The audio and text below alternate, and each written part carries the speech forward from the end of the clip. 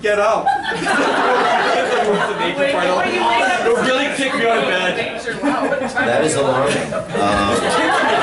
No, like on myself, and just kicks me right out of bed. I get it. But eventually, then when you find a partner, he or she will be kicking you out of bed. So then, anybody familiar with Final Fantasy? Yes! Reno? So Reno has red hair. Axel has red hair. And Marcus Damon from Digimon has red hair. Yeah, zippers. I played them all. What's going on? Ginger. People ask me, they're like, is Axel Reno's nobody, or is Reno nobody's Axel? What? I'm doing some shipping. Okay. Whatever you want to do, it's fine with you. Yeah, that makes sense. Yeah, that's actually perfect sense. So, that kind of gets us up to speed, and over the years I've been doing conventions that have taken me all around the world, and from the first one I went to, I had no idea that there was a fan base. I didn't have any idea you guys knew the work or were into the work, and it blew me away. People were like, yeah, you do such and such, and remember the time in that scene you did this and this and this and this? I was like, no.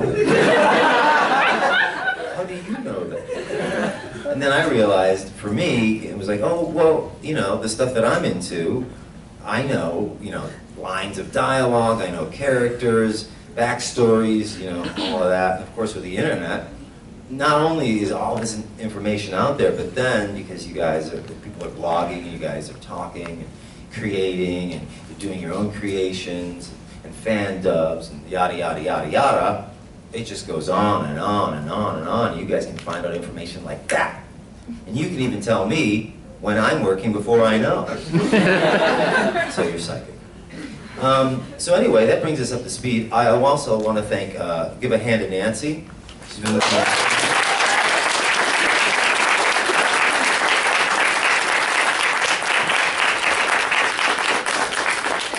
She's doing wonderful. She's taking care of me all weekend, and also an incredible voice actress as well. Does an amazing dialect. Actually, all I do is I remind you to eat.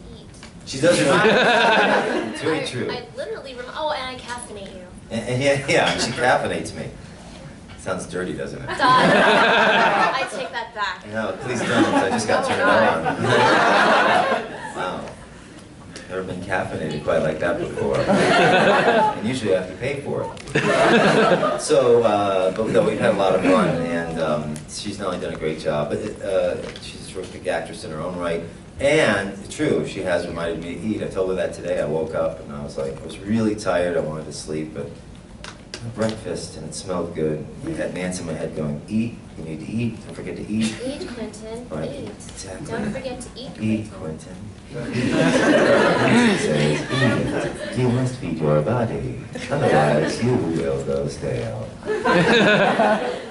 So that brings us up to us, and we're here, and you're here, so I'm just going to open it up for questions, and yes. I was kind of wondering about your thoughts currently with Konami and Kojima. I was kind of wondering, with the current status that Kojima is going to leave Konami and Metal Gear after Phantom Pain, do you feel that the future Metal Gear installments will hinder because Kojima is not going to work with the games anymore, or do you feel that it's going to be still fine?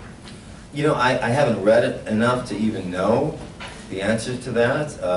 I think it depends on whether or not, who holds the rights?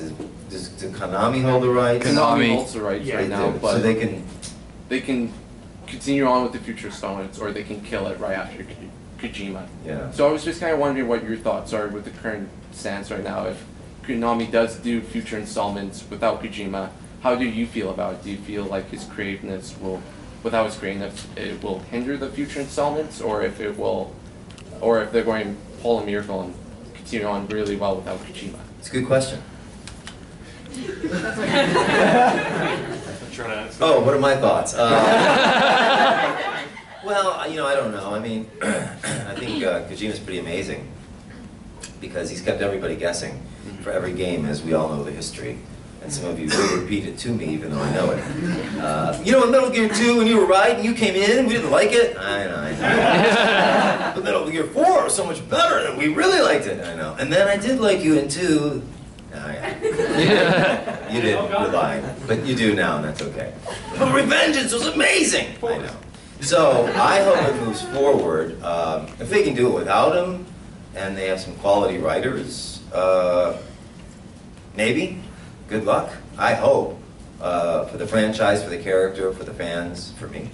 Because I like to work and I love the character. I would love for it to go forward. And if he can work something out with them, I think it would be better in his hands, and make a deal with someone else, because he's the creator. Just like Stan Lee, Marvel Comics. It's like, if he, at some point in his career, had gotten kicked out of Marvel, which didn't happen, probably couldn't happen, it might not be the same. But then again, Stan created the characters, and then he eventually had writers writing for him, and animators and illustrators, and well, we've seen over time that it's changed. Sometimes it's gotten better, and sometimes it's jumped the shark, as they say.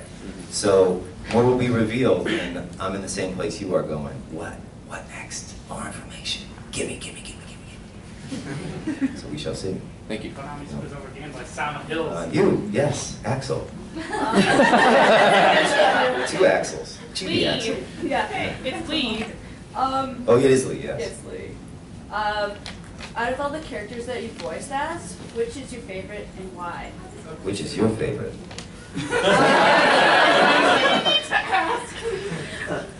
Axel and Reno. Mine too. It's like a connection. Well, I love them all for different reasons, and I'm happy whenever I'm doing any character role. I'm trying to be as much in the moment and committed to the character as possible, and it's hard to do anything else when you're doing it. I don't know that I have a favorite, but I mean, I respect everybody's opinion to their favorite and why, because whatever you invest in it, just whether it's a character or a game or a cartoon or a song or a movie, there's always a favorite for you. But for those of us in it, I think, whatever I'm doing at the time. I do enjoy Axel and Reno and Raiden, probably more so than the other characters I've done in my career, because they're closer to me, and I've gotten to originate the role, at least as an English-speaking person. And so there's more Quinton in these characters, and some people have come up to me and said, your natural speaking voice actually kind of sounds like the character.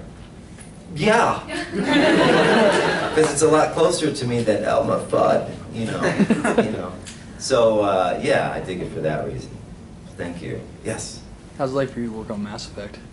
How was it working for me on Mass Effect? How was it for you just working on that big of a series?